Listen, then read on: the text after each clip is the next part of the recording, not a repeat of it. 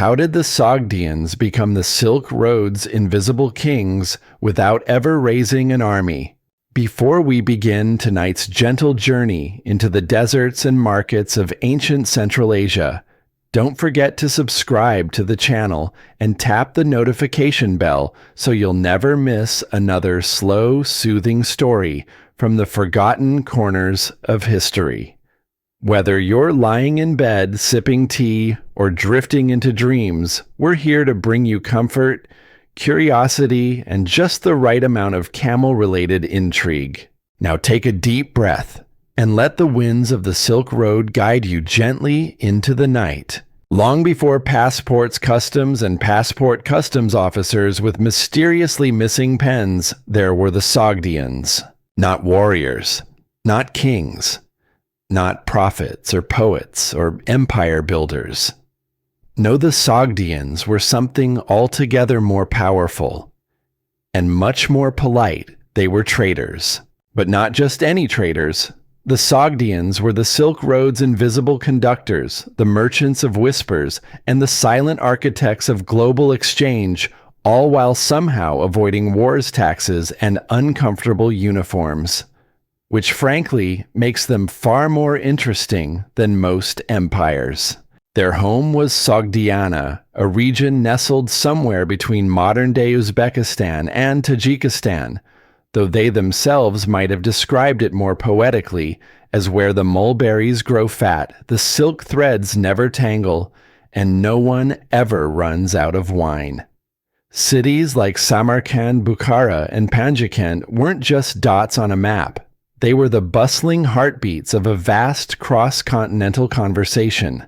Imagine a place where Indian spices mingled with Roman glass, where Chinese lacquer boxes sat beside Persian poetry scrolls, and where the air always smelled faintly of cinnamon dust and highly confidential trade deals. That was Sogdiana on a quiet Tuesday. Unlike their more dramatic neighbors, the Persians with their royal decrees, the Romans with their sandals and shouting, or the Chinese with their bureaucratic poetry, the Sogdians didn't need a throne, a standing army, or a national animal with tusks. They had something better: adaptability.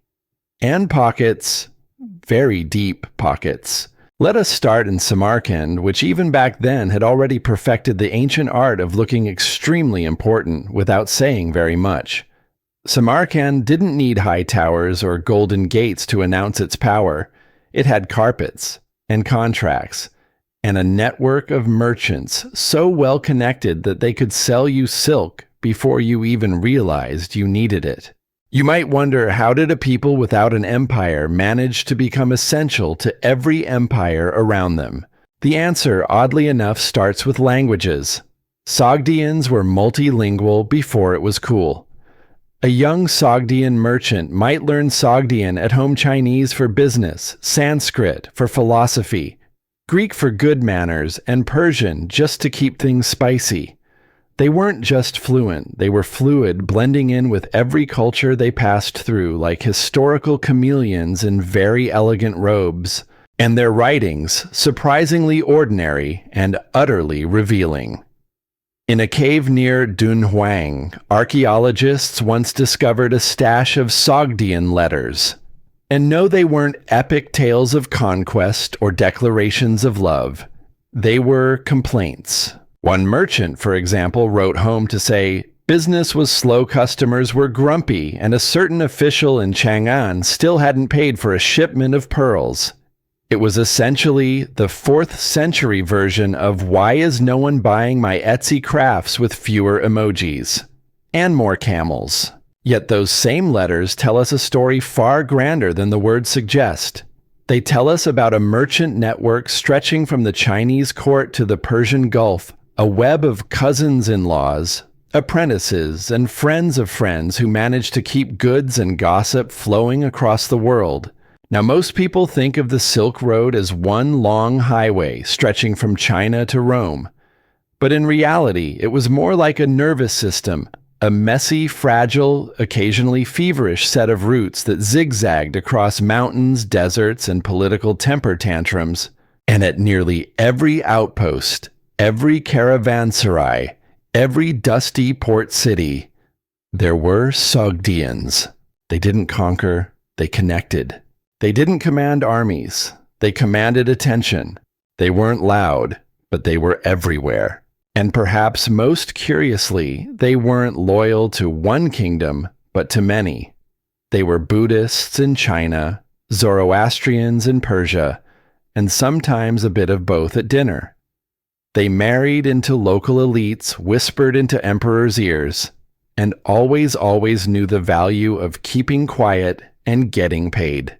One might imagine a Sogdian merchant sipping wine under the stars somewhere near Kashgar, listening to a traveling bard sing the praises of forgotten emperors while mentally calculating silk to saffron conversion rates and wondering if camel feed would be cheaper 2 towns over. In the end, it wasn't swords that built the Sogdian legacy. It was stories, little ones, whispered ones wrapped in silk and tied with string. And in this tale, we'll unwrap them slowly, gently, just like a well-packed trade bundle on a calm desert night. So rest easy tonight knowing that long before FedEx and email, there were Sogdians quietly delivering the world. There's something unusually comforting about a wall that speaks especially when it doesn't shout, but whispers gently through colors, shapes, and the occasional horse with suspiciously large eyelashes. Let us travel now to Panjikent, a city in the Sogdian heartland. Not as famous as Samarkand, nor as sprawling as Bukhara Panjikent was. In a way, the quiet little brother of the Silk Road cities, thoughtful, artistic, and perhaps a little too obsessed with frescoes. While other towns built towers to touch the sky, Panjikent painted stories on its living room walls. And lucky for us, many of those stories survived. The ruins of Panjikent still sit among the hills of modern Tajikistan, baking under the same sun that once lit up banquet halls and temples. When archaeologists began peeling back the dusty layers in the 20th century, they discovered not just bricks and bones, but murals. Thousands of square feet of storytelling tucked inside the homes of Sogdian merchants and minor nobles, as if the whole city had decided that books were overrated, and it was time to turn their homes into epic bedtime stories. The murals told tales from many worlds. There were scenes from Indian epics with blue-skinned gods and flying monkeys. There were Persian legends full of grand banquets and slightly judgmental falcons. There were Zoroastrian ceremonies complete with fire altars and extremely serious priests who, judging by their painted faces, had not smiled since the reign of Cyrus the Great. But the real magic was this: the stories were all mixed together. A Chinese dancer might twirl beside a Persian hero while a Sogdian noble looked on with a goblet of wine in hand. It wasn't chaos, it was collage. A visual language of trade belief and very enthusiastic cultural borrowing. Panjikent's walls didn't worry about historical accuracy. They worried about flair, and possibly how to fit the entire Silk Road onto one living room panel. These murals reveal something more important than who the Sogdians traded with. They show how they thought. To be Sogdian was to live at the crossroads of 1,000 stories, never fully belonging to one and never needing to. Their identity wasn't about walls, it was about doors. Open ones, preferably to a room with pillows and scents and someone ready to haggle over lapis lazuli. And while kings elsewhere commissioned monuments to their own glory, the Sogdians painted banquet scenes. Not just any banquets, legendary ones. Guests in silken robes reclining on embroidered cushions, musicians playing strange lutes, servants carrying towers of food so precariously stacked they would have given any modern waiter heart palpitations.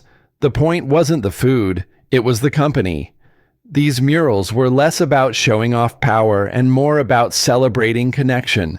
A world where everyone had something to offer, whether it was figs philosophy or a catchy drinking song in 5 languages. You see, the Sogdians didn't spread their culture by force. They did it by invitation. And often that invitation came with dessert. Even the temples in Panjikent whispered this blend of worlds. In one shrine, a fire altar blazed in front of paintings of Brahmin sages and winged deities. Offerings were made not to one god, but many just to be safe. Religion for the Sogdians was not a fixed label, but more like an ongoing group chat with the divine where everyone was CC'd and the incense never ran out. Children in Panjikent likely grew up memorizing Buddhist parables, Zoroastrian hymns, and the latest jokes from a traveling Greek merchant. And while other civilizations trained their youth in arms, the Sogdians trained theirs in hospitality. You never knew who might knock at your door next an Indian monk, a Roman glassmaker, or a very confused camel herder who'd taken the scenic route. By the time a Sogdian child reached their teen years, they could probably calculate the markup on Chinese jade, recite a half-dozen epic poems, and pour tea with such grace that even Confucius would have been mildly impressed. This was how power moved in Sogdiana, not through armies, but through stories, murals, festivals, and shared meals. Even their trade deals likely started with compliments and ended with laughter. Possibly over a game involving dice raisins and light philosophical debate. And yet, despite this quiet influence, the Sogdians never insisted on being remembered. No giant tombs, no massive statues, just faded walls and forgotten letters. But those walls, they still whisper. So if you ever visit Panjikent, bring a blanket. Sit among the ruins at sunset. Let the wind carry fragments of 1,000 conversations that once danced across those painted halls. You won't hear a war cry, but you might hear a lullaby, or the sound of wine being poured into a clay cup, or the gentle rhythm of a merchant humming to himself as he paints the world he sees, right onto his dining room wall.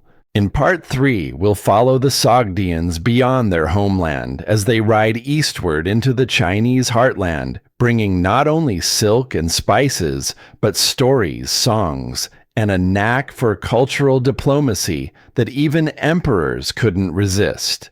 Until then, rest easy, knowing the walls remember, even when we forget. Now let us travel east toward the land where dragons curl in palace rooftops, where scrolls breathe with brushstrokes, and where tea is taken very seriously, Tang Dynasty China. It was here in a court of brocaded robes and bureaucratic poetry that the Sogdians did something quite extraordinary. They became insiders, without siege or sword, without so much as a stern frown. China during the Tang Dynasty was a humming metropolis of diplomacy, decadence, and delicious food. Chang'an, the capital, was not just a city, it was a performance, and every culture along the Silk Road wanted a ticket. Turks, Tibetans, Persians, and yes, the Sogdians. Except the Sogdians weren't content to just attend. They were backstage, rewriting the script. By the 6th and 7th centuries, Sogdians had become essential to China's foreign trade. So essential, in fact, that the Tang court, never known for being casual, gave them their own official positions. That's right. The Sogdians weren't just traders anymore. They were bureaucrats, which is arguably the most Tang Dynasty way to recognize someone's importance. They held titles like Sabao Sabao, which loosely translates to protector of foreign merchants. Doesn't sound glamorous, think again. The Sabao was a kind of spiritual mayor, community leader, and international business consultant all rolled into one. Imagine a mix of high priest trade rep and neighborhood auntie. That's the vibe. And what did the Sabao do? Just kept the Silk Road running. They organized caravans, settled disputes translated between 5 different scripts, and made sure no one ran off with anyone else's sandalwood. all while likely wearing a turban tilted just right for maximum drama. Some even rose to the emperor's side. We know of several Sogdians who became court musicians, diplomatic advisors, and astrologers. Yes, astrologers. Because what better way to win favor in a Confucian palace than predicting the future with a mix of Zoroastrian math and creative optimism? One famous figure was Anbei, a young Sogdian who served in the Chinese bureaucracy and left behind an epitaph so elegant it's practically a bedtime poem. He was described as gentle, clever, modest, and crucially extremely good at remembering people's birthdays. Probably. But the real story isn't in the titles, it's in the trust. Chinese emperors didn't hand out status easily, but the Sogdians earned it through generations of quiet reliability, linguistic charm, and perhaps the most powerful tool of all, a gift basket done right. Silks, spices, rare gems, singing parrots, whatever the mood called for. And yet the Sogdians never insisted on replacing anyone's traditions. They didn't try to make China more Sogdian. Instead, they learned the rules, respected the customs, and added their own spices to the stew, figuratively and literally. Some scholars believe the Chinese palate was never quite the same after a few too many Sogdian dumplings with cumin and pomegranate. Even in religion, they adapted. In Chinese records, Sogdians appear as Buddhists, Zoroastrians, Manichaeans, and even early Nestorian Christians. They blended in with a kind of cheerful pluralism that would confuse any census taker but charm any emperor. And then there were the funerals. Yes, you heard that right.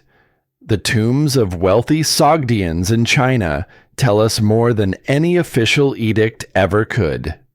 In places like Xi'an, archaeologists have unearthed grand stone sarcophagi carved with banquet scenes, processions, and mythical creatures, not Chinese dragons, but Sogdian simurgs and fire-worshipping priests, all frozen mid-toast. The message was clear. We may live in China, but we'll dine in the afterlife like we're still in Samarkand. And that perhaps was the secret. The Sogdians succeeded not by overpowering cultures, but by appreciating them. They entered China not with flags, but with friendship flavor and an unshakable confidence that they could throw a better party than anyone else, which, to be fair, they probably could. So the next time you imagine the Silk Road, don't picture dusty caravans alone. Picture a Sogdian merchant chatting with a Tang poet over fermented mare's milk, casually solving an international trade dispute before lunch. In Part 4, we'll follow the Sogdians westward into Persia and beyond to see how they navigated the shifting sands of empires, always present, rarely loud, and never late for dinner. But for now, let the memory of embroidered robes, paper lanterns, and quiet negotiations lull you into sleep, like a scroll gently rolling closed beneath a flickering lamp. Let's take a gentle westward turn now away from the golden glint of Tang Dynasty pavilions across the rustling steppes and into the sweeping lands of Persia. If China was the stage where the Sogdians charmed with their linguistic pirouettes and tea-sipping diplomacy, then Persia was the ballroom grander older and just as obsessed with music. Here too the Sogdians danced, not literally, although they were known for throwing rather lively banquets, but politically, culturally, and economically. You see, Persia, in its many imperial incarnations from Parthian to Sasanian, had long been a crossroad of its own. But while empires often clashed like cymbals, the Sogdians quietly threaded their way through the music, picking up notes from every side. Now it must be said the Persians were no slouches in the merchant department themselves. The Sogdians weren't introducing trade to Persia, they were simply making it more interesting, and possibly more fragrant, with their uncanny ability to translate not just language, but intent, the Sogdians became indispensable middlemen between east and west, north and south. A caravan carrying Chinese silk into Persia might contain goods labeled in Sogdian contracts, drafted in Middle Persian, and receipts scribbled in a mix of Sanskrit, Greek, and good intentions. They weren't always welcome, of course. Empires, as we know, can be sensitive creatures. There were moments when Sogdians were taxed too heavily or asked too many questions at border posts. But they endured, not with rebellion, but with reinvention. In Persian cities like Nishapur and Ray, Sogdians established enclave small neighborhoods that smelled of rosewater and fresh ink, full of scroll spices and slightly gossipy textile dealers. They built temples that looked Zoroastrian but included hints of Buddhist symmetry. They taught their children proverbs from 3 continents. And they hosted festivals so colorful, even the local aristocrats occasionally dropped by just to look. The Sasanians, stoic and serious though they were, eventually realized something wherever the Sogdians went, wealth followed. Not in a showy, diamond-studded way, but in a steady stream of silk, amber paper, and wine. The kind of prosperity that made accountants nod approvingly and generals slightly nervous. And so Sogdian influence in Persia grew not by decree, but by demand. One of the most curious glimpses we have into their presence comes from coins. Yes, coins. Because what better place to observe ancient power dynamics than something small, shiny, and widely circulated? While Sasanian kings minted silver drachms with fire altars and royal visages, Sogdians began issuing their own localized imitations, often with bilingual inscriptions and the occasional flair like a sunburst or a celestial lion that looked suspiciously cheerful. These weren't acts of defiance. They were acts of branding. Quiet, clever reminders that Sogdian merchants weren't just passing through, they were essential threads in the imperial fabric. Perhaps the most telling aspect of their relationship with Persia was the way they navigated religion. Persia, the homeland of Zoroastrianism, was serious about fire order and the cosmic struggle between light and dark. The Sogdians, who also practiced Zoroastrianism on Tuesdays, perhaps found ways to honor local rituals while still keeping space on the altar for a stray Buddhist statue or two. This flexibility wasn't a sign of confusion, it was a strategy, a philosophy, a quiet belief that harmony could be found not in purity, but in blending. Their celebrations reflected this. Sogdian New Year, for example, might involve Persian fire rituals, Indian drums, Chinese lanterns, and a surprise appearance by a masked jester who recited riddles in 3 languages and demanded wine as payment, because why not? Even Persian literature often proud and polished hints at these curious, charming foreigners who seem to know just a little too much, and yet were always invited back. But the Sogdians' real strength wasn't just in their goods or their gods. It was in their relationships. They weren't empire builders. They were empire balancers. They knew that a well-timed joke could cool a royal temper, that a crate of saffron could mend a tariff dispute, and that sometimes being everywhere a little was more powerful than being anywhere a lot. By the 6th century, Sogdians could be found whispering in Persian courts, advising on treaties arranging marriages between merchants' daughters and minor nobility, and most importantly, ensuring that the silk kept flowing. In the next part of our story, we'll turn toward the desert caravans themselves, where the true magic of the Silk Road was not in the destination, but in the journey, and where Sogdian traders played their most poetic role as wandering storytellers, with ledgers and dreams.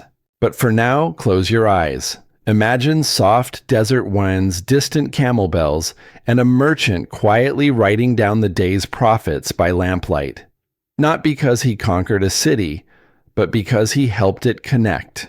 Somewhere between the snow caps of the Pamirs and the salt flats of the Taklamakan Desert, under the shade of a swaying canvas awning, sits a caravan. Not a glamorous one, no golden wheels or dancing elephants. Just camels, sacks, crates, and people. People with sore backs, dusty feet, and stories that could lull the moon to sleep. And at the center of this caravan, beneath the star-strewn night sky, there's almost certainly a Sogdian. You see, the real power of the Sogdians wasn't in their cities or their trade posts. It was out here in the endless whispering spaces between empires. The Silk Road was never just a road. It was a moving theater, a daily parade of languages, fabrics, animals, and opinions. And the Sogdians, they were its narrators. Let's be clear, caravan life was not particularly luxurious. Camels are not known for their sense of humor. Sand has an astonishing ability to get into absolutely everything, including places not yet invented. And the food, well, let's just say it was heavy on dried things and hope. But amid the discomfort, the Sogdians thrived. Why? Because this was their element. They weren't bound to a palace or temple. Their power was mobility. A Sogdian could sell brocade to a Chinese general at breakfast, debate metaphysics with a Buddhist monk at noon, and host a riddle contest with a Persian trader by the campfire, all while quietly keeping tabs on every transaction within earshot. Every caravan became a miniature world. There were hired guards with too many swords, translators juggling 4 dialects, and a migraine spice merchants arguing over the correct scent of premium cinnamon, and animals with names like Dusty Loudmouth and That One Who Kicks. And in the middle of it all, the Sogdians scribbled notes, brokered deals, and remembered everyone's birthdays. They also remembered everyone's secrets. Because make no mistake, being a merchant in the ancient world wasn't just about goods, it was about information. And the Sogdians, with their multilingual charm and endless curiosity, were the living libraries of the Silk Road. They knew which warlord had been overthrown last week. They knew which route had bandits, which oasis was drying up, and which customs official had developed a suspicious fondness for lapis lazuli.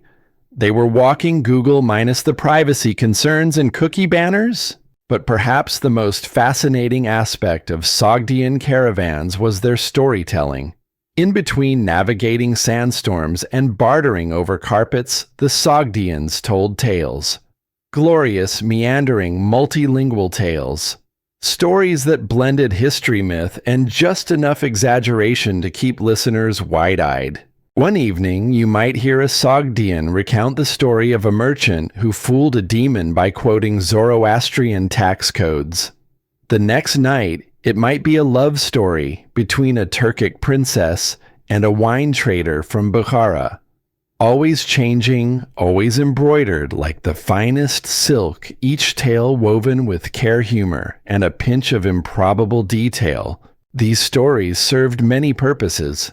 They entertained, of course, but they also taught. They warned. They bonded strangers into friends. And sometimes they persuaded that one grumpy camel handler to let someone skip fire duty in exchange for a particularly juicy tale involving a haunted mango. Even their jokes had a certain multilingual elegance. A classic Sogdian joke, for example, might begin in Chinese, pivot into Persian for the punchline, and include a Sanskrit pun so obscure it made only one monk laugh, and laugh he did for several minutes. But this wasn't accidental. The Sogdians understood something deeply profound. When you share a story, you share trust. And trust in a world of shifting borders and uncertain weather was worth more than gold. They passed this oral tradition down through generations.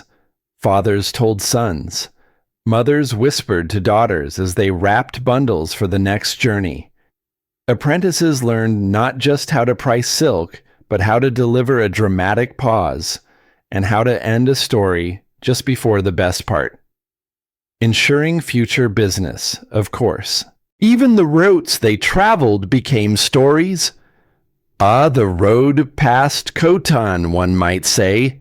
That's where Uncle Mirza swore he saw a fox perform ablutions before dawn. Must have been a holy fox, or a very clean one. These tales traveled faster than camels. A good Sogdian story could reach a market before the merchant did. And when he arrived, smiling under his turban, customers were already ready to buy not just goods, but a piece of the world. In the next part, we'll look at the strange but fascinating relationship between the Sogdians and the religions of the Silk Road, Buddhism, Zoroastrianism, Manichaeism, and more, each one stitched carefully into their culture like patches on a traveling cloak. But for now, imagine the flicker of a campfire, the creak of wood under woven baskets, the hum of quiet laughter as a merchant finishes a tale and looks to the stars not for navigation, but for inspiration. The caravan sleeps, and the story continues. In most empires, religion arrives with a flourish, temples, idols, loud declarations, and the occasional statue that winks suspiciously when the sun hits it just right. But among the Sogdians, faith arrived differently. It did not march. It wandered in, politely asked for tea, and stayed the night. Then stayed forever. The Sogdians were not priests or theologians. They were merchants. But that didn't mean they took religion lightly. In fact, it was quite the opposite. They took all religions, just not all at once, and never too loudly. Traveling across Central Asia in the 5th or 6th century was like walking through a spiritual buffet.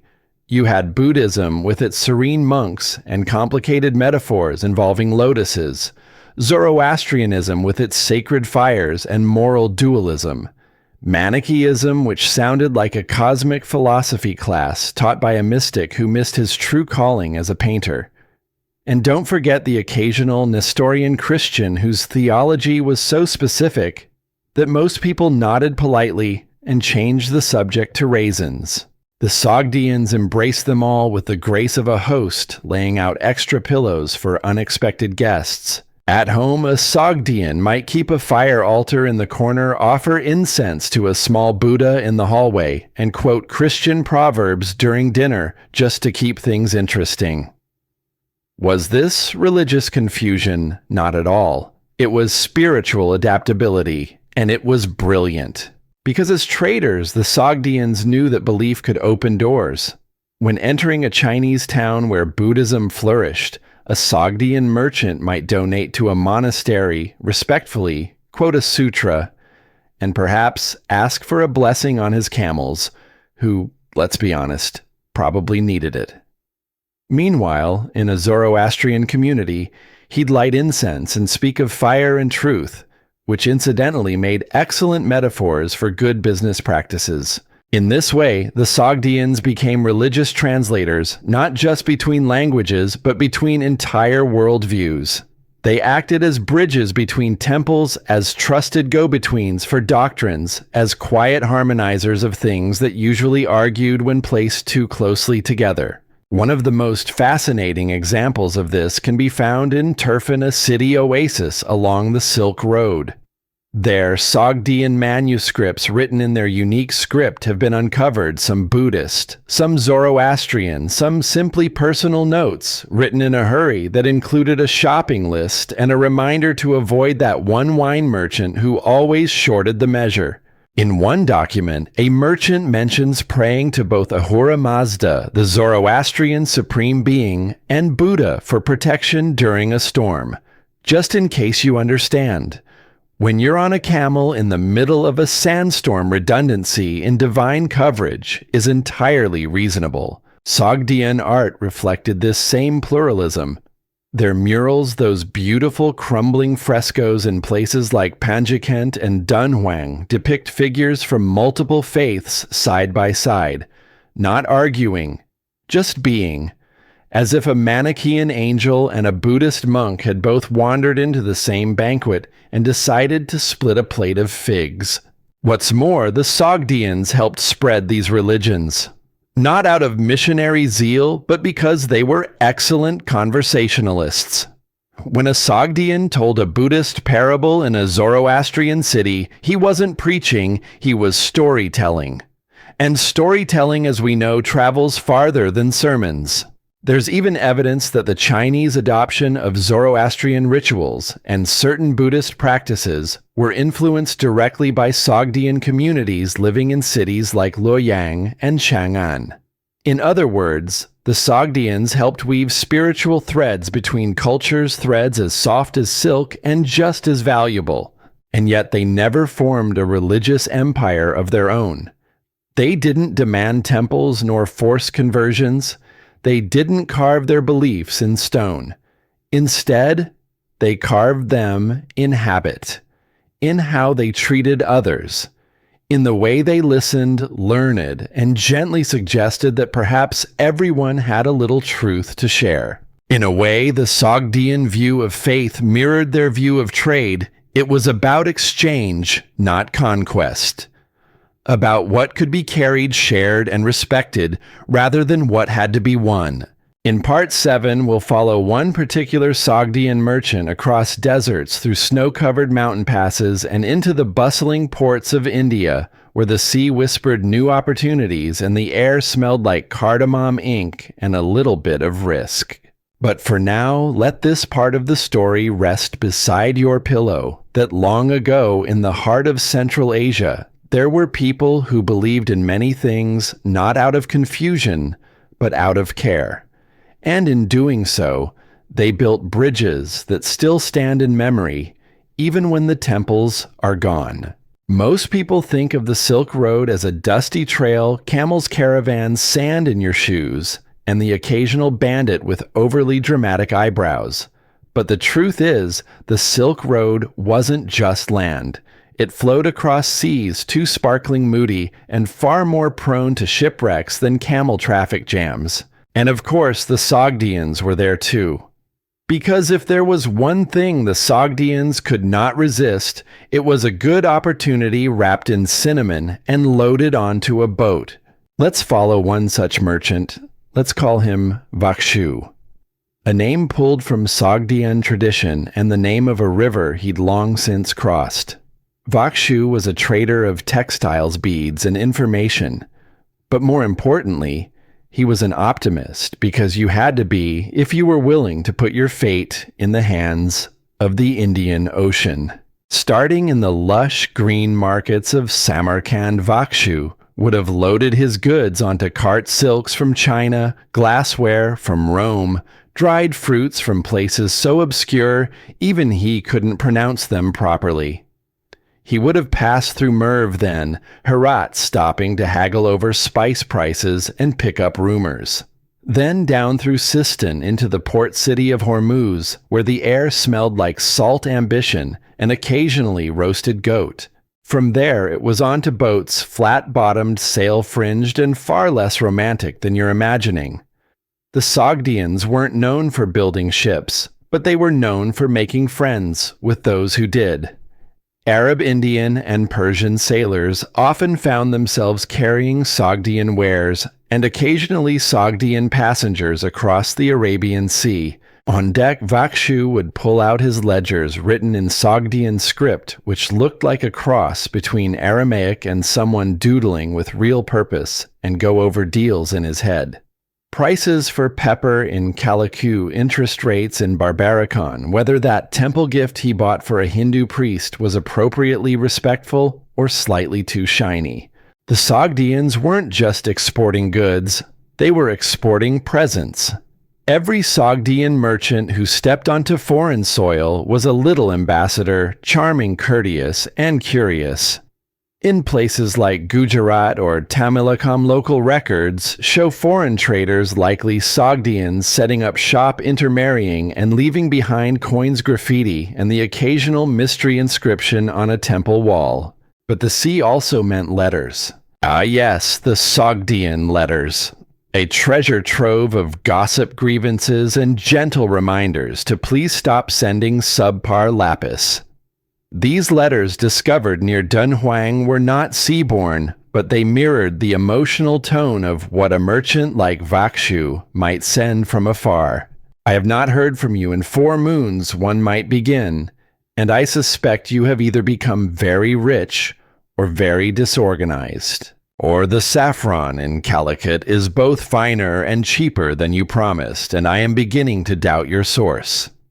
Is your cousin even real? These letters were a mix of homesickness, business acumen, and the sort of indirect emotional expression that can only come from someone who has spent too much time calculating exchange rates.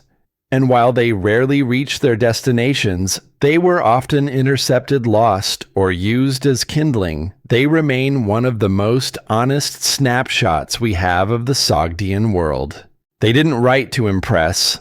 They wrote to connect, to reassure families, to grumble about markets, to laugh at imperial policies, and recommend better routes around that one city with famously rude tax collectors. It's easy to romanticize maritime trade, sunsets on the water, winds in your hair, spices in the air. But the truth was often soggier. Ships got stuck, goods got wet, language barriers turned silk into salted eel more often than anyone cared to admit. And yet, the Sogdians endured with good humor, gentle flexibility, and a scroll tucked safely in oilcloth under their robes. Even in distant lands, they kept pieces of home. A coin from Samarkand used as a pendant. A Zoroastrian prayer whispered quietly before market opening. A favorite riddle passed on to a curious Tamil boy who would never forget the man with the strange hat and excellent almonds. And always they left behind stories. In the next part, we'll explore how the Sogdians handled setbacks, not wars or famines, but something far more dangerous to any trader, a loss of trust.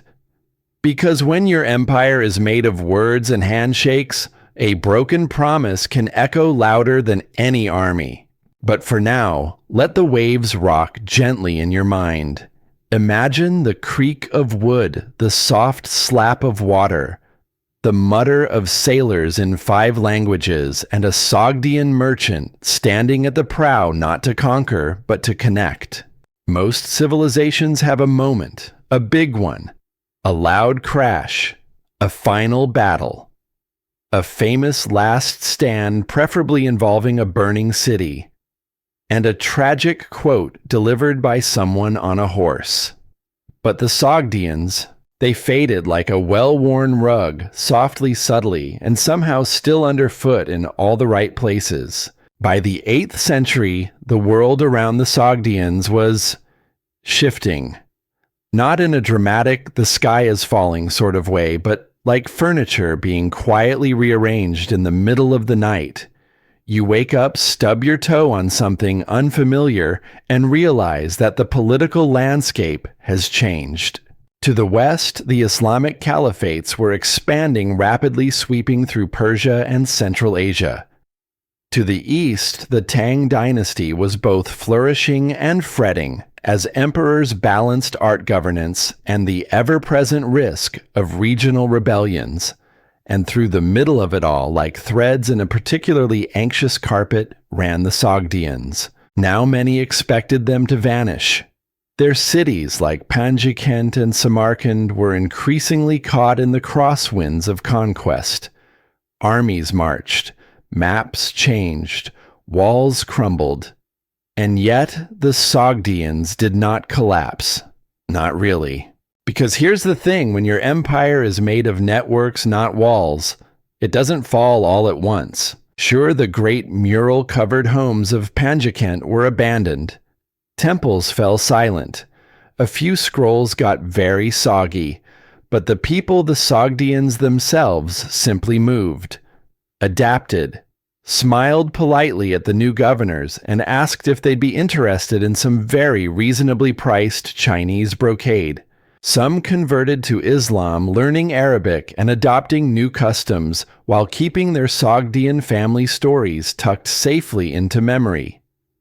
Others moved east, deeper into China, where their descendants would blend into Tang society and continue to trade tea for silver well into the next dynasty. A few even joined the new political elite because, let's be honest, if you can survive a sandstorm with 30 crates of glassware and 3 angry camels, you can handle imperial paperwork. Their language began to fade from official use, but not overnight. We still find graffiti in Sogdian script on cave walls in Mogao, etched by travelers who wanted to leave something behind, something more permanent than footprints. I was here, they seemed to say, and I had something to sell. Even as Islamic powers took control of Central Asia, many new rulers recognized the Sogdians' usefulness. After all, these were the people who knew every route, every price point, every phrase, in every useful language. You don't toss out your best navigators just because the ship changed owners. And so the Sogdians didn't fight the wave. They rode it. They translated contracts into Arabic. They married into merchant families from Basra to Balkh. They added dates and pistachios to their diet. They rewrote their prayers but kept their proverbs. They whispered old blessings into new ears. A culture built on adaptability, adapted. It's worth pausing here to appreciate how quietly radical that is. Most histories measure greatness by battles and borders.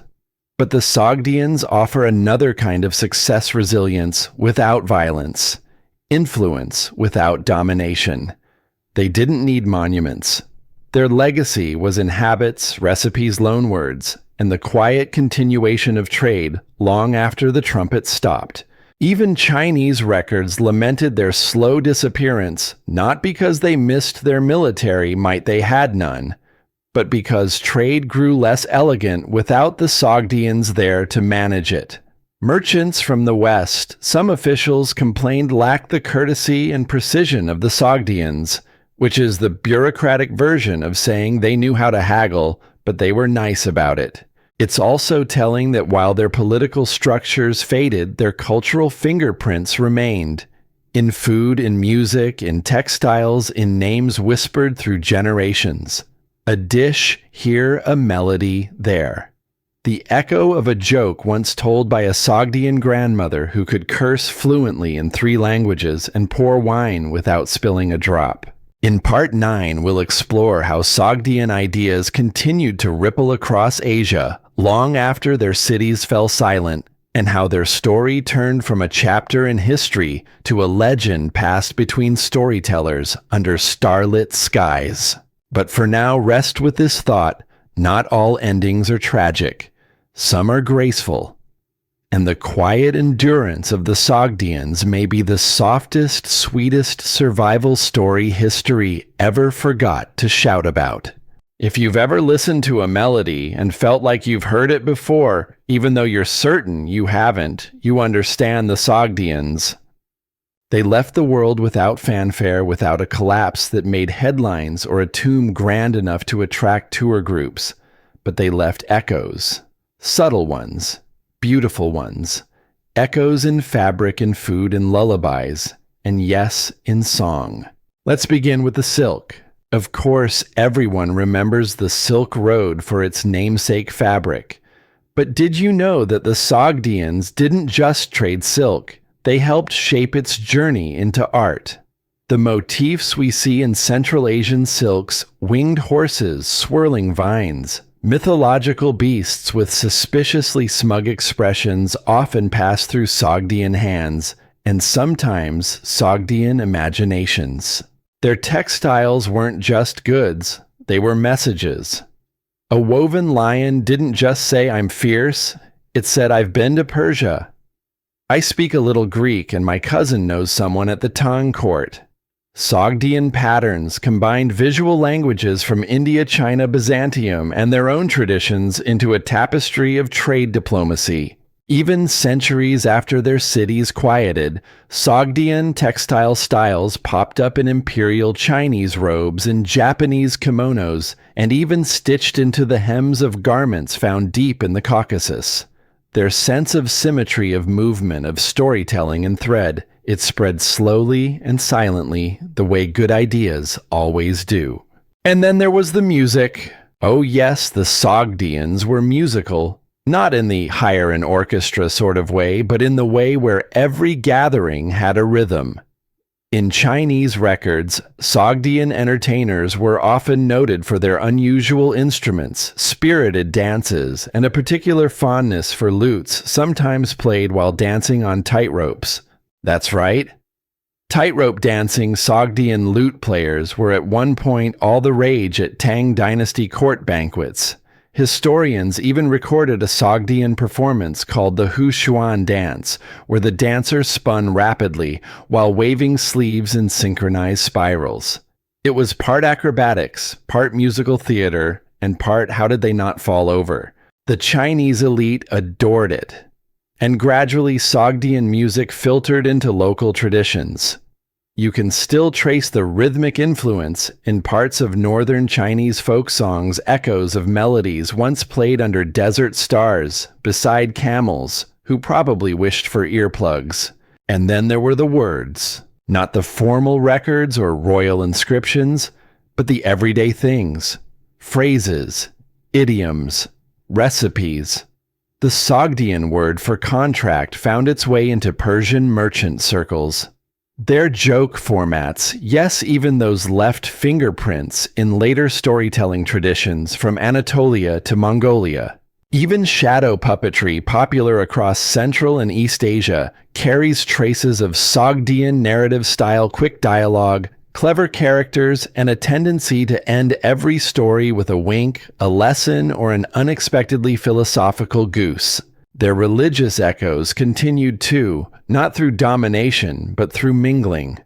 Buddhist texts preserved in caves like Mogao were annotated with Sogdian script. Some even suggest that early Central Asian depictions of angels owe their fluffy curls and patterned wings to Sogdian artistic preferences. Because, of course, the Sogdians would leave their mark on angel fashion. More fascinating, still remnants of their customs survived in diasporas that didn't even realize their roots were Sogdian. Communities in western China, Iran, and even northern India preserved rituals that, when unwrapped, turned out to be Sogdian in origin.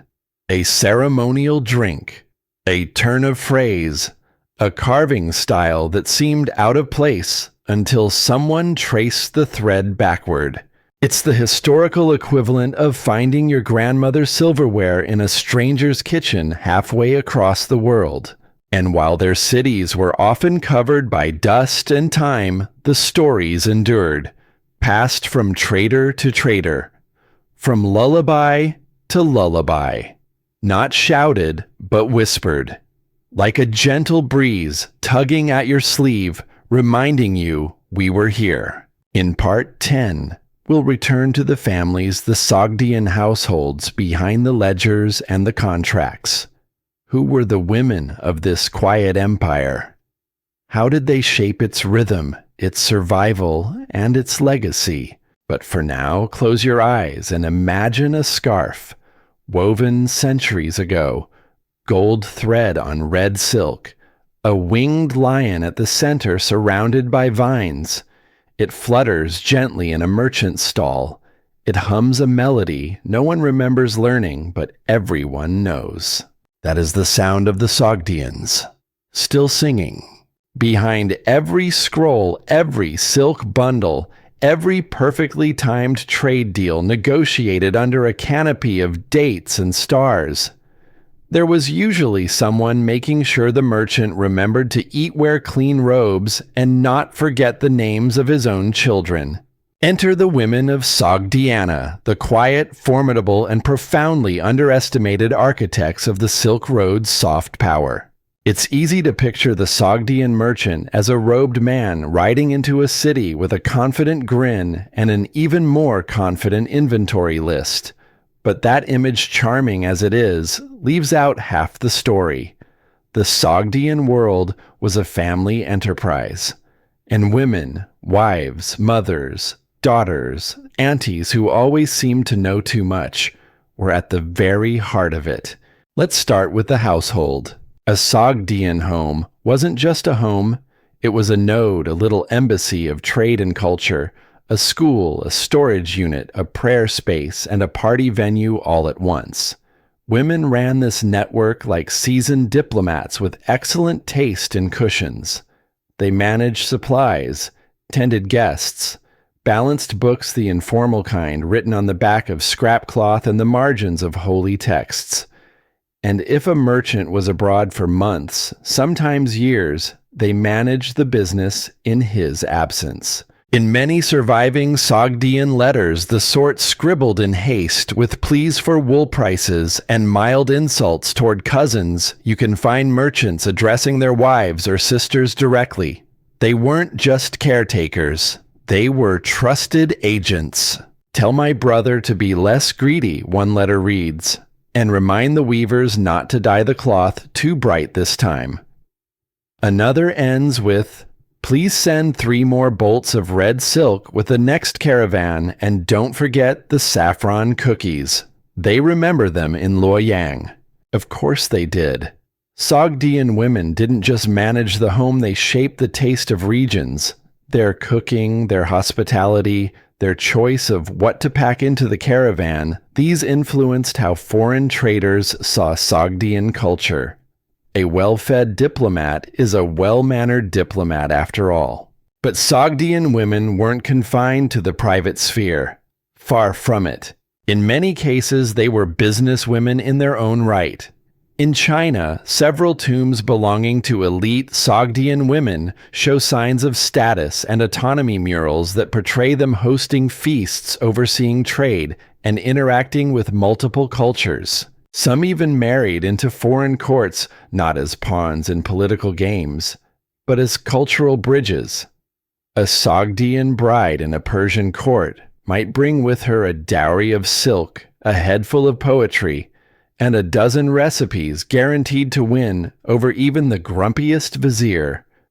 In return, she gained access to influence information and a front-row seat to history's quieter negotiations. Language was another power they held.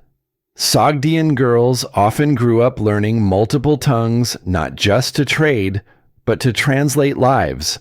They acted as go-betweens, mediators, informal tutors, to the children of local elites and keepers of family lore. And then there was fashion. Never underestimate fashion. The textiles chosen, the jewelry worn, the way a Sogdian woman styled her hair, it all sent messages.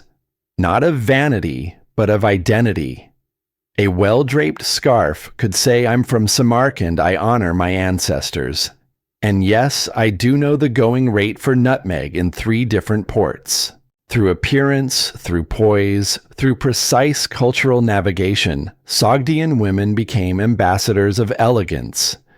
And they did so without titles, without armies, without ever needing to raise their voice, unless someone overcooked the rice, in which case all bets were off.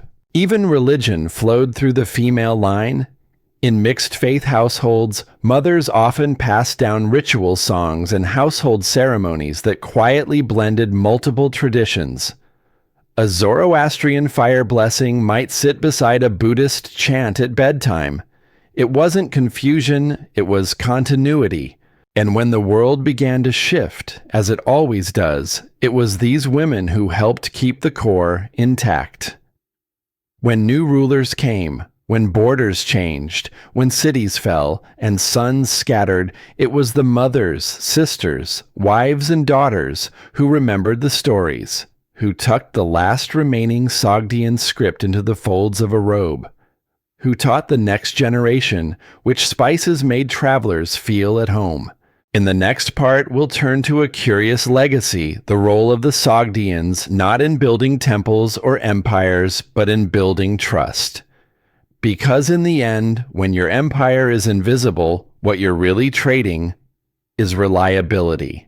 But for now, rest with this image, a quiet courtyard in Samarkand shaded by fig trees. A woman sits beside a clay oven, weaving words and thread into something warm, something beautiful, something lasting. The merchant may ride off into the horizon, but the center of the story, she's right here. If emperors ruled with armies and priests ruled with prophecy, the Sogdians ruled with something far more fragile and far more powerful: reputation. In a world where the road was long, the news was slow, and the nearest lawyer was several mountain passes away, trust was the true currency of the Silk Road. And no one understood this better than the Sogdians. You see, it wasn't enough to have the best silk or the most fragrant saffron or the camel with the fewest personality issues. If people didn't believe you were reliable, if they didn't trust that you'd deliver what you promised on time without creative arithmetic, then your entire empire of contracts and conversations would collapse like a poorly tied saddlebag. So the Sogdians cultivated trust the way others cultivated grapes, carefully, generationally, and sometimes with a little wine involved. Merchants introduced themselves, not just with names, but with lineages. I am Raksh of Samarkand, son of Khosrow, grandson of Bahram, who once traded horses to the Khan of the East and received an emerald in return, ask anyone. A good family name was worth more than a caravan full of cinnamon. Because a merchant might be a stranger, but a reputation was a passport. Letters of recommendation were gold. These weren't form letters, they were flowing endorsements of character sprinkled with flowery compliments and thinly veiled reminders of past favors. This man once helped my cousin in Herat when his ox collapsed in the snow. He is therefore unquestionably honest. And God's help the Sogdian who broke that trust. A broken promise could ripple across the road faster than a sandstorm. Word would spread, he shorted the spices. He claimed it was genuine amber, but it melted.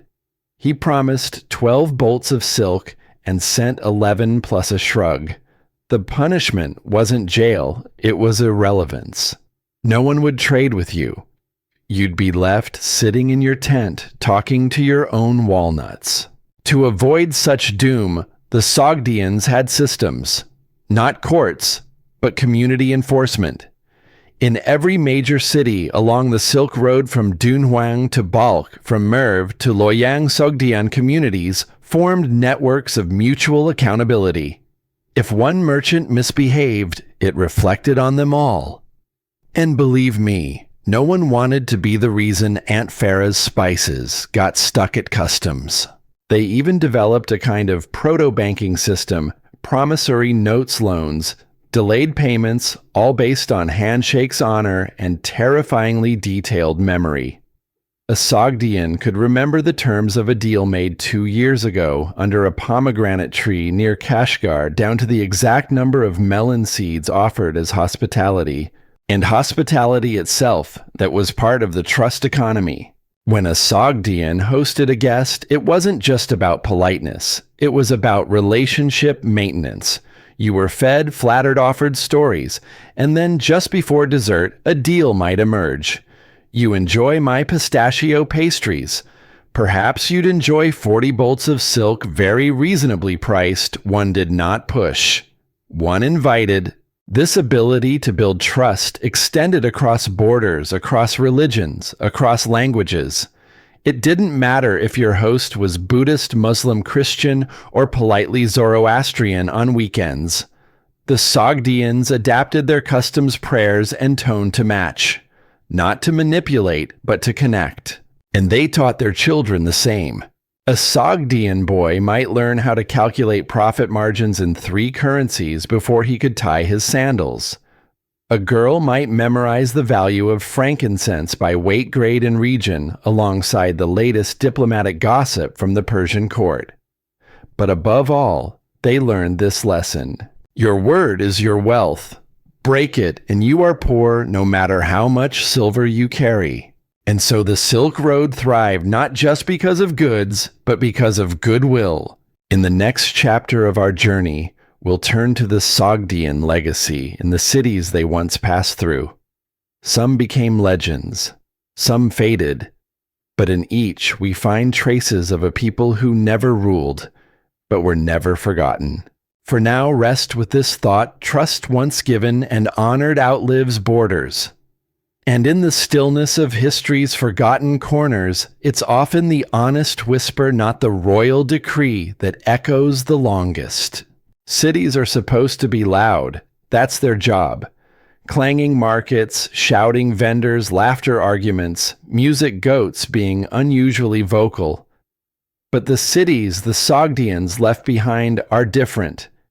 If you walk through their ruins today, Samarkand, Panjikent, Bukhara, Merv, they don't shout. They whisper. And what they whisper softly and in many languages is, "We were here." Let's begin with Panjikent. Once it was a thriving little urban jewel perched like a thoughtful scholar on the edge of the Zarafshan River. Merchants bustled through its streets. Children laughed in its courtyards. Artists painted its walls with scenes so rich you'd think mythology had taken up permanent residence there. And then it was abandoned. Not in a dramatic flames and swords kind of way. More like a house whose owners simply packed up quietly and moved on. What remains are murals still vivid after all these centuries, showing Sogdian nobility reclining at feasts, divine beings gliding midair, and the occasional wide-eyed musician who seems to have been caught mid-note for all eternity. Archaeologists who first uncovered these rooms were stunned, not because of the wealth, there wasn't much gold, but because of the life. These walls weren't decorated to impress outsiders. They were painted for the joy of living, for beauty, for memory. Then there's Merv in present-day Turkmenistan. It was once one of the most important cities on earth, a true Silk Road metropolis, a place where ideas pass through like wind through lattice windows. The Sogdians thrived there as they did anywhere trade met curiosity. They left behind bits of writing, little shrines, dusty corners where the smell of incense once lingered. In Bukhara, their influence lasted longer. The city grew into a hub of Islamic scholarship, but its early layout, its market traditions, and even its preference for shaded courtyards all bore the mark of Sogdian rhythm, a balance of movement and rest, noise and silence, transaction and reflection. And of course, Samarkand, the jewel of Sogdiana. It would later become the grand capital of Timur's empire, with domes that shimmered like ocean waves and minarets that tried to tickle the stars. But beneath those layers, beneath the Persian tiles and Mongol echoes, lay the bones of an older Samarkand. A city that once whispered in Sogdian, that once watched traders from 4 directions sit down for tea and leave with stories. Interestingly, Sogdian influence also left marks in cities outside Central Asia. In Xi'an, ancient Chang'an in China, the tombs of Sogdian officials, complete with elaborate stone carvings, show scenes of parties, trade caravans, and foreign dignitaries bowing at just the right angle. Not military conquests, not coronations, just people talking, trading, laughing. That was the Sogdian legacy. Not walls, but meeting points. Not temples of stone, but cities where language shifted with the sunlight and trust was built over bowls of pomegranate stew. And what happened to those cities? They changed, as cities do. Empires rose and fell around them. Invaders came, drew new maps, built new roads. Some cities were rebuilt. Others were left to the elements, slowly reclaimed by sand, by trees, by time. But if you walk there today, if you stand in the silence of Panjikent's painted halls, or among the weathered bricks of ancient Merv, or beneath the moonlight filtering through Bukhara's latticed windows, you might still hear it. Not a voice, not even a sound, just a feeling. The feeling that once long ago people gathered here not to conquer, but to connect. That strangers became friends. That stories were told, promises made, and silk wrapped gently in cloth before beginning a 1,000-mile journey. The Sogdians didn't build eternal cities. They built eternal moments inside cities. In Part 13, we'll follow the Sogdians into the afterlife, or rather into what they believed about it. Because if you think they were good at managing trade routes, wait until you hear how they organized eternity. But for now, let your mind wander through ancient alleyways. Imagine the scent of spices lingering in the air. The low murmur of many languages blending like music, and footsteps that left no trace, but changed the world all the same. For a people who built no pyramids, raised no warrior gods, and never seemed to shout about anything, the Sogdians had remarkably detailed ideas about what came after this life. They imagined the afterlife not as a throne room or battlefield, but as a journey, a long winding caravan across the veil of death. Which, given their profession, makes perfect sense. Why ride into eternity on a horse when you can bring your camels, your ledger, and your favorite silver cup? You can see this vision most vividly in their tombs. Let's begin in northern China, where many high-ranking Sogdians were buried during the Tang dynasty. Officials like An Shijun and Yu Hongmen, who served the imperial bureaucracy, who hosted famous banquets, who probably complained about taxes in at least 5 languages, were laid to rest in elaborate stone sarcophagi that told stories more vivid than any chronicle. And what were these tombs covered with? Not war scenes, not martyrdoms, not even particularly solemn deities. Instead, they show parties, glorious, high-spirited banquets in the afterlife. Rows of musicians, dancers' tables overflowing with delicacies, grapes, roasted lamb wine pitchers, someone clearly telling a joke. If you didn't know better, you'd think you'd stumbled into the world's first travel lounge for immortal merchants. At the heart of it all, the deceased reclining in comfort, receiving guests still somehow in charge. Because death in the Sogdian worldview wasn't an ending, it was a continuation, a new leg of the journey, one where you hopefully brought enough incense and a favorable review from the divine customs officer. There was even a customs scene carved into Shijun's tomb. It shows him posthumously presenting documents to heavenly gatekeepers while celestial accountants take notes. Because, of course, the Sogdians imagined the afterlife had bureaucracy. If you've ever waited in line at a government office and thought this must be eternal, you are not alone. The Sogdians were there first. But far from being grim, these scenes are reassuring. They suggest that with the right rituals, good reputation, and maybe a well-placed offering or two, your soul would be welcomed into the next realm, not as a trembling supplicant, but as an honored guest. Their religious flexibility shaped these visions. Zoroastrianism emphasized the soul's journey after death across the Chinvat Bridge, a kind of cosmic customs checkpoint. Meanwhile, Buddhist ideas of karma and rebirth mingled in, as did local Chinese notions of ancestor veneration. The result, a beautifully blended spiritual travel plan. Multi-faith, multilingual, with excellent catering. Sogdian funerary art often included animals, too usually the trusty camel that most begrudging of companions. In the tomb of Yu Hong, the carvings show camels not as beasts of burden, but as spiritual escorts. In another, a Samarkand, a mythical winged creature from Persian lore, lifts the soul skyward. It's unclear whether it's singing, but one imagines it has a very polite voice. Some scholars suggest the Sogdians believed that just as life was a network of markets and roads, so too was the afterlife full of turns, encounters, choices, and perhaps even a few metaphysical tolls. What mattered wasn't conquering territory, it was maintaining honor balance and good company.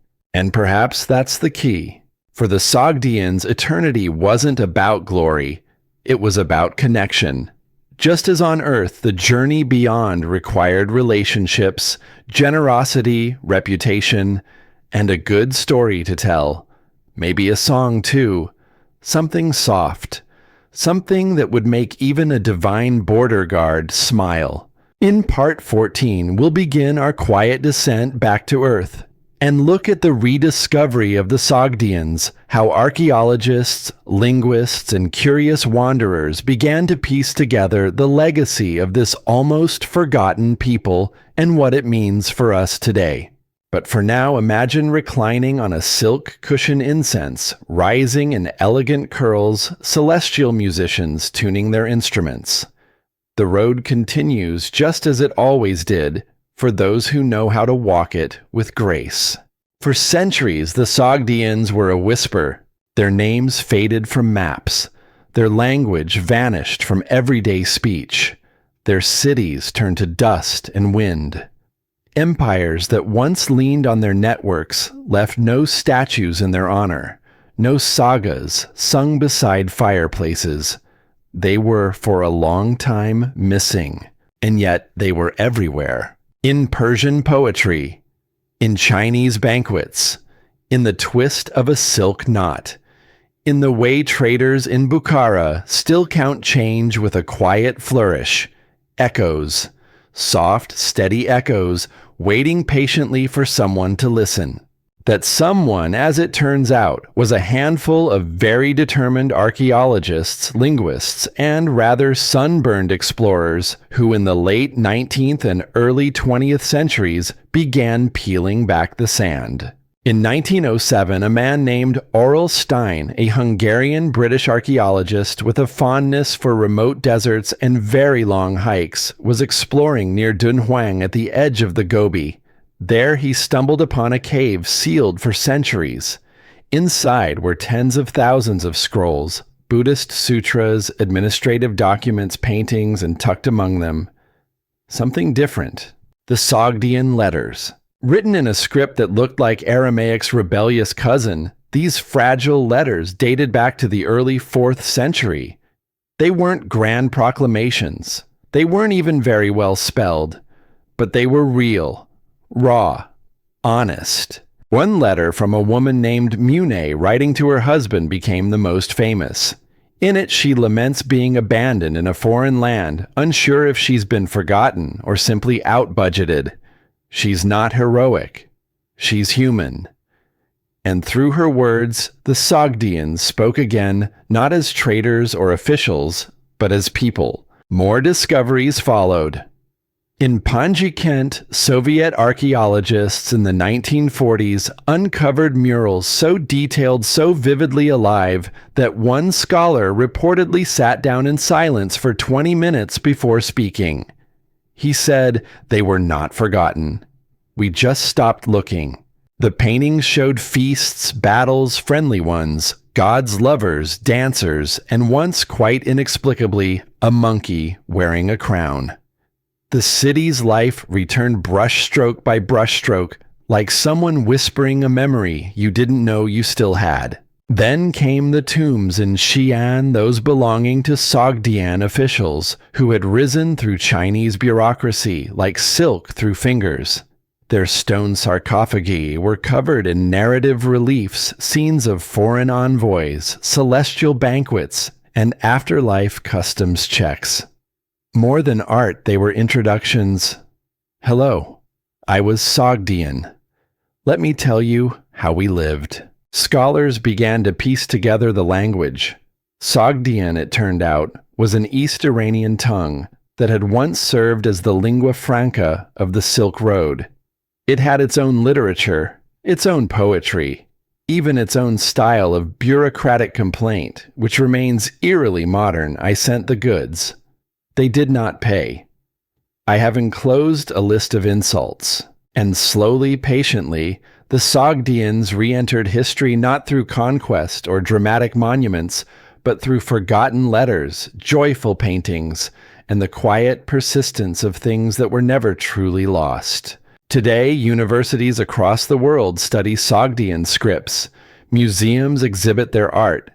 Linguists marvel at their code-switching. Historians admire their diplomacy, and storytellers, well, we feel a quiet kinship. Because the Sogdians remind us that not all legacies are written in gold or carved in stone. Some are written in habits and hospitality, in the ripple of kindness passed from traveler to traveler.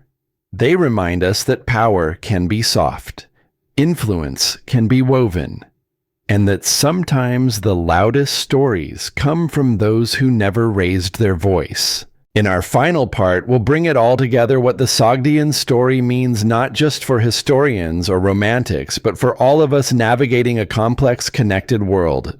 But for now, let this part of the road settle gently beside you. A letter, a mural, a whispered name in a lost language. The silence is full of stories. All you have to do is listen. And so we arrive quietly at the end of our road, not with fanfare nor dramatic music, nor a royal decree echoing across mountain ranges. No, the Sogdians would have hated all that. Too loud, too obvious, too likely to draw the wrong kind of tax collector. No, the Sogdian story ends the way it lived, with grace, cleverness, and a strong sense of what truly matters. Because what the Sogdians built was never an empire of land. They didn't leave behind citadels. They didn't etch laws into marble. You'll find no towering monuments or thunderous epics in their name. What they left could fit in a saddlebag. But don't let that fool you. That saddlebag held letters written in 4 alphabets. Scrolls carrying recipes, advice, and complaints that still sound familiar, coins from 6 regions, spices with names that tickled the tongue, a charm from a Zoroastrian priest, a poem from a Buddhist monk, a joke that started in Bukhara and ended in Xi'an, a contract so fair it made 3 parties smile, a scarf with patterns from every corner of the Silk Road. That saddlebag was their library, their temple, their parliament. It was Sogdiana on the move, and move they did. Across deserts and rivers, through mountain passes where the snow whispered ancient names, through oases where caravans rested and children listened wide-eyed to tales from distant lands. But what made the Sogdians extraordinary wasn't just where they went, it was how they moved.